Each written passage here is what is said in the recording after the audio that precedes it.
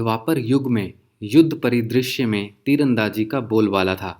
महाभारत काल ने धनुर्विद्या को अपने पूरे वैभव में प्रस्तुत किया। परशुराम, अग्निवेश और द्रोण जैसे प्रतिष्ठित शिक्षकों ने तीरंदाजी को उच्चतम स्तर तक पहुंचाया और अपने छात्रों को उत्कृष्ट धनुर्धर बनाने के लिए प्रशिक्षित किया।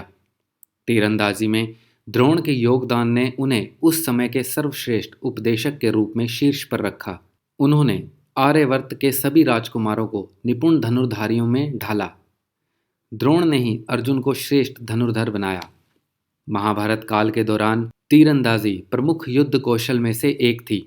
सबसे प्रसिद्ध और सम्मानित योद्धा सभी धनुर्धर थे। तीर लोहे के बने होते थे और धनुष ईख और बांस के बने होते थे।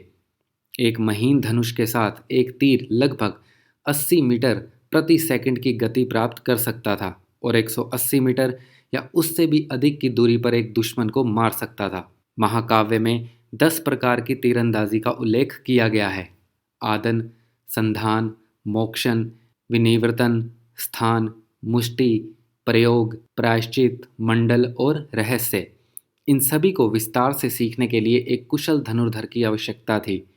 इसके अलावा इंद्र द्वारा वान पर्व में धनुर्विद्या की 5 विद्याओं का उल्लेख किया गया है।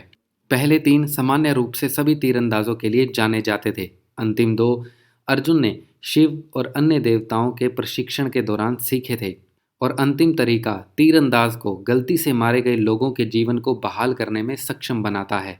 परशुराम जी ने विभिन्न बाणों का वर्णन किया जो आपदा के कारण बनते हैं, जिन्हें अर्जुन अच्छी तरह से जानता था। उनके अनुसार काकुदिका, शुक, नाका, अक्षी सतार्जन, संतान, नर्तन, घोर और अस्य मोदक यदि गांडीव नामक सर्वश्रेष्ठ धनुर की डोरी पर रखे जाते हैं तो पुरुष बलि देते हैं। लगभग 100% या पूर्ण सफलतानुपात के साथ अर्जुन उस समय का सबसे प्रशंसित धनुर्धर था। अस्त्रों ने महत्वपूर्ण भूमिका निभाई है। असाधारण तकनीक वाला एक उत्कृष्ट धनुर्धर यदि विनाशकारी अस्त्रों को धारण करता है तो वह महिमा की ऊंचाइयों तक पहुंच जाएगा।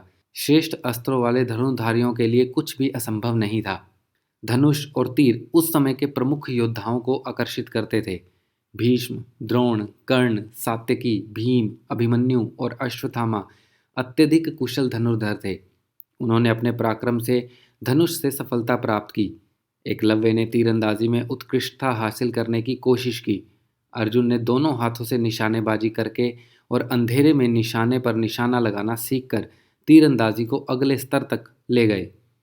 भारत के 2 महान महाकाव्य रामायण और महाभारत ने तीरंदाजी के विज्ञान के साथ बड़े पैमाने पर व्यवहार किया, क्योंकि महाकाव्यों के मुख्य नायक अपने समय के सबसे प्रसिद्ध धनुर्धर थे, जिन्हें धनुष के साथ अभूतपूर्व सफलता मिली थी।